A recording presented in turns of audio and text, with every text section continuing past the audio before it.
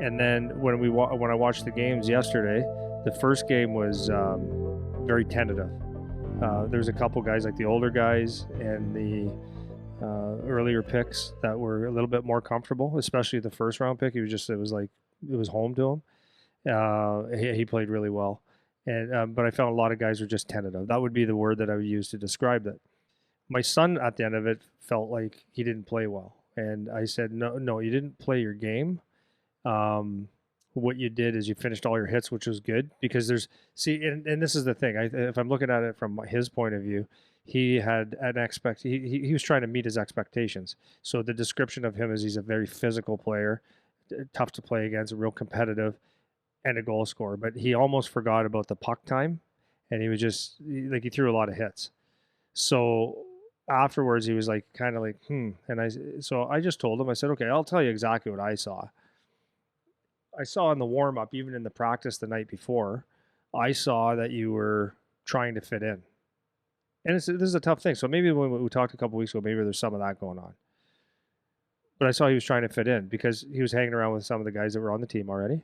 And so now he's a low man on the totem pole. So when it came to the drills and stuff, he was like looking, and he kind of looking at, okay, what's the body language? What's the pace? What's cool? Yep. And I think the cool factor played a big role in it. And so I said, I can tell when you stepped on the ice that you weren't going to have a good game because you weren't being you. And it's so important when you go to these camps that you're just you, because that's what brought you there. Yep. It's number one, be yourself, do what you do, because you're not there to impress your teammates. You're there to impress your coaches and the scouting staff. And they drafted you for a reason, so be you. So I had a talk with him. I said, you need to be you. And I mean, in your warm-ups, you got to do your team stuff, but you have to dial in from day one, and you're there for the one reason. That's to be the best player you can be.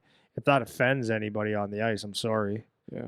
And I think he missed that part the first day. Yeah. So we talked. He goes, yeah, I think you're right, Dad. I said, yeah, you got to get on the ice and you got to get dialed in and you got to do your stuff, not fit in. Yeah. So I said, so when you jump on the ice, and you always, ever since you're a little kid, up until the last time I saw you play hockey, you jump on the ice and you have like a good, hard, quick lap, grab a puck, do your thing till everyone got organized, stick handle a puck a little bit, and you're, here's me being me. At this camp, you're kind of looking around going, okay, so, Bonesy does this, so I should probably just follow around there. And I said, it threw you off. So you get into the game and you're what's cool. No, you have to go hard. You have to play hard. So his first game was, he finished his hits, but very tentative and afraid to make mistakes. And I get that. Don't want to make a mistake, because if you make a mistake, maybe it's I'm trying to think of the word, but does that pigeonhole you until you can't play? Makes too many mistakes. Right. So I kind of brought him in and just told him, I said, be you.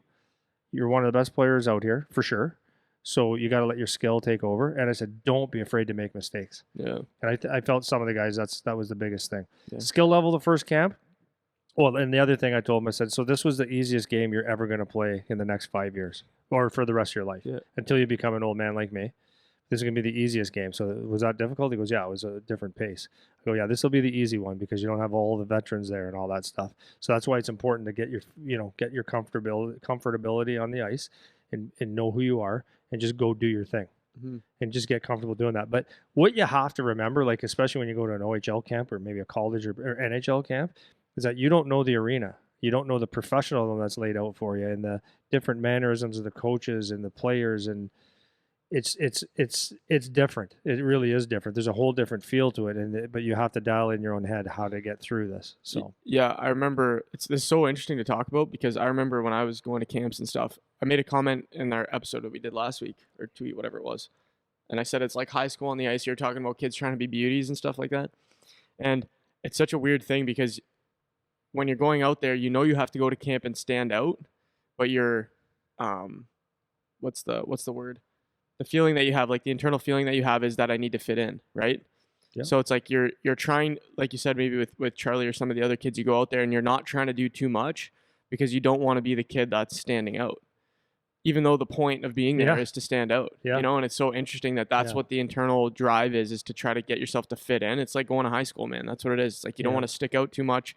You don't want anybody noticing you around, especially when you're a low guy on the totem pole, even though that is the point of the camp now. Right? Well, it was funny because so the first day of camp.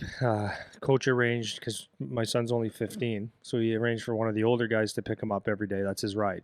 So he's responsible for taking Charlie around wherever he goes. So he picked him up, and Charlie had a couple funny stories because now they're all beauties, right? So he told me what they talk about all the time, and we were laughing a little bit. And so he got home from his first day of practice. So they did fitness testing, weigh-ins, and all that kind of stuff. So he came back and he was starting to tell us about his day. And the phone rings, and it's his ride. Great kid. Called him, and here's the hockey lingo right now, because I could hear it. He goes, I forget if he called him his nickname. I'm pretty sure, but whatever. He calls him. He goes, "Hey, we're going to crush Eastside Mario's now. Are you coming? I'll pick you up in 2 minutes." So Charlie looks at me, and I said, "Of course, Yeah. of course." But being at a decent time, so he went, and he came back a little bit later than he normally would, but way, like hour before curfew. Yeah. But for him, that's all. First thing out of his element. First thing. Now the question is, as a dad, do I say no? You can't. You're here for hockey camp. So when he got in, I said, "What happened?" And this is a good story for kids because this is it's gonna happen to you. So he goes, I don't want to say the player's name. He goes, we got lost.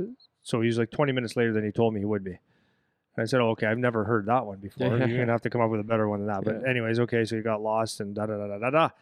So I said, "Listen, here's the thing, dude. Is you have to understand something. Is that you're at a training camp now, and you haven't made the team. And even though that you are on the team, you haven't earned your spot or solidified a spot, but you're here to prove yourself." I said, doing stuff like this is fine, but you have to know that you got to be able to perform. Number two, you got to know who's who in the zoo. So are you hanging out with beauties? Are you hanging out with committed hockey players? Are you hanging out with guys that are at the point of their career where you want to get together and have fun? Because there is going to be a difference. And I said, so not that you did anything wrong, but you're going to have to figure out, is the person that you're hanging out with or the people you're hanging out with going out every night? I said, this ain't going to happen the rest of this week. Your excuse is going to have to be, because this is the truth, it's not a lie, is that I haven't earned my spot here. Like, you've earned a spot on the team, but I haven't solidified a spot where I can sit there confidently and say, no, I can use a little bit of the leash that I have. I said, you have to earn everything you get right now. And if going out for dinner and farting around a little bit early on is a habit, then it's going to be a habit continuing on. So you have to stand your ground a little bit and be a big boy. And it's tough, because now the question is, am I going to fit in with the guys, or am I going to be a hockey player? Mm-hmm. And you can do both, yeah, but you have to do it on your terms. And sometimes you're not going to make friends by being a really committed person. Because what happens is there's two emotions that go through you before you gain respect. It's going to be hate and jealousy.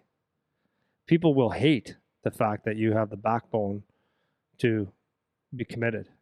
And if you're successful, there's going to be jealousy because, oh, this guy could actually put it together and he has the willpower and all that stuff. So the hate and jealousy will come first. So guys will chirp you. Does that bother you? You know, you never go with the boys. He's not saying you never do, but you can, but you have to pick your spots. So the hate and jealousy comes first, but then once you perform, then that's the way you get respect. You're not going to get your respect first. Yeah. You don't respect you because you were the first round pick or the second round pick, or you played here, you played there. There's no respect in that. Yeah. There's respect after you earn it, and that's going to come with a little bit of hate and jealousy.